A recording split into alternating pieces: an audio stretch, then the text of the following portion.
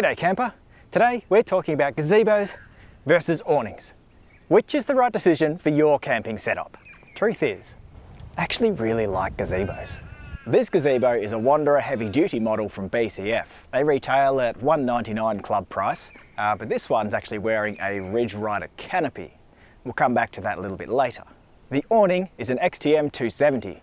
This is also available from BCF and also Super Cheap Auto, and that retails for $349. So gazebo or awning, here's how I work it. If my plan is to go camping for 2 or more nights, the gazebo usually comes. We set this up for a whole week at Steep Point in February, which is one of the windiest times to go to Steep Point. Set up 2 of these with a wall kit, and we had a pretty good sanctuary from the wind. I do carry some extra rope in that heavy wind. You've got to make sure you have some sand pegs as well. And my heavy duty rope, I tie it directly to the frame. Those strong winds from midday to midnight every day did chafe holes in the canopy, and that's how it ended up with the Ridge Rider replacement canopy on it. Fortunately, a new canopy's pretty cheap, about $50 to $70. And if you're not using it in too much wind, they do last pretty well. Now, whenever our camper trailer comes out, the gazebo usually comes as well. When I'm only staying overnight, the gazebo stays at home. When the gazebo is coming, the awning still stays with me. That's because it's too much hassle to unbolt them from your roof, but also because having an awning as well is really handy for roadside lunch stops and going out on day trips. Now this channel's only just getting started, but you'll soon find out that I love a good pros and cons. My first pro is that you can get a good quality gazebo for $200 or less. Pro number 2 is that you don't need a roof rack to carry a gazebo, unless you choose a heavy duty model like this. Pro number 3 is that if you're a base camper, a gazebo just makes sense. You don't have to pack it up every single time you want to go for a drive. You can rig it out as a whole room. Pro number 4 is for restricted campsites. If you've got your car here and the perfect spot is just over there, but you can't get the car there, then you can bring all your gear. That's great for those national parks if you're a tent camper where you have to park your car behind the bollards. You might want to take your gazebo and pop it over the picnic table and have a base camp in the perfect spot. Pro number 5 is that if you're camping in questionable weather, like my windy Steep Point trip, or a lot of rain, walls for a gazebo are lightweight, compact, and they're pretty cheap. Number 6, accessories. You can get a bar table that goes between the poles. You can get a full insect mesh inner. You can even get tents that go off the side, so you can really build this into the center of your camp. And my 7th and final pro for the gazebo is the easily replaceable parts like the bag and the canopy. You're probably going to need them if you use it enough. By now you might be thinking, damn, he makes gazebo life sound good. You're not wrong, but someone made a song about this once, and it goes, every pro has its con. Came up with that just like 2 minutes ago. Con number 1 is that if you're going to buy a heavy duty model like this, it's big, you need roof bars or a trailer to carry it. Con number 2 is kind of part of con number 1 there, is the weight. This weighs about 24 kilos. You might get away with 15 to 20 for a compact one. A basic pull-out awning is under 10 kilos. Con number 3, I am yet to see a gazebo with a good quality bag. Take a look at my one here. It doesn't live on the roof full time. You can see the marks where it's faded around the strap just from being strapped to the roof on a 2-week holiday. That's the 2nd bag I've gone through. I'm ready for a 3rd. Con number 4 is the setup time is a little longer for a gazebo. That took me about 3 minutes to get out of the bag and popped up, not including having to unstrap it from the roof. Another 3 minutes to put the wall on, and I haven't even pegged it out at the feet or put the guy ropes out yet, which you really should do. Con number 5, and this is the biggest drawback for gazebos, is this thing's back at camp, you want to go for a day drive, you've got no shade or shelter when you want to have a lunch stop or stop on the beach. And even if you did take it with you, it's such a hassle that you're just not going to do it. Con number 6, they don't work so great on uneven ground. Not all of them have as much adjustability in the legs as this one does. I've got about 3 or 4 spots of adjustability per leg. For most gazebos, you don't have the same adjustability that you do with an awning, which is a simple leg that you can pull to any length and twist it off to lock it. You know, this only just occurred to me, but the canopy is quite high, often higher than an awning. And something I like is the sun hits the canopy up there, and because it's so far from your head, you don't get the heat on your head like you do with an awning. But that's not what I sat down for. I wanted to tell you what to look out for if you're considering buying a gazebo. Number one is make sure whatever you're buying, there's a replacement bag available because, like I said, they are rubbish.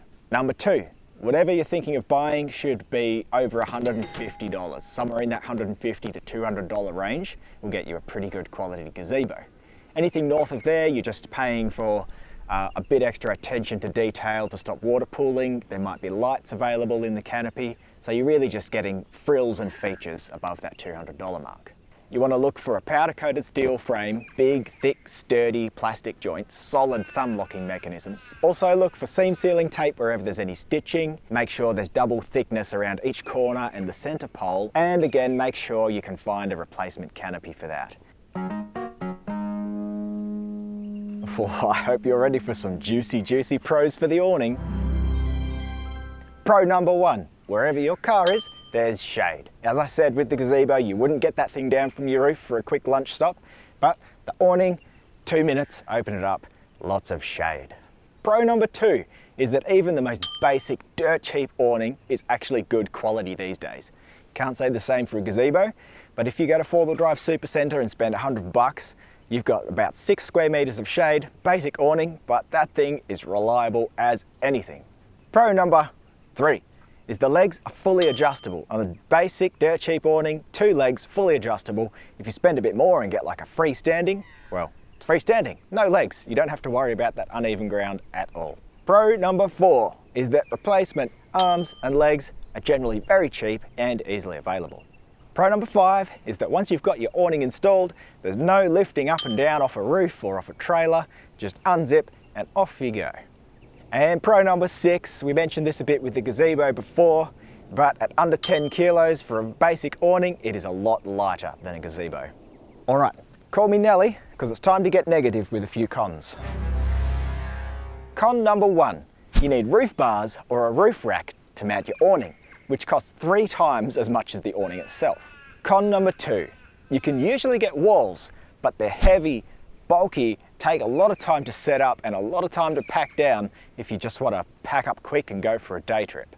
Con number three, if you do decide you want to pack up and go for that day trip, all the gear you might have had set up under your awning has to be packed away in the car and taken with you, or just left out in the weather. Con number four is vehicle height. If your vehicle's not about head height, the awning's not going to work so well.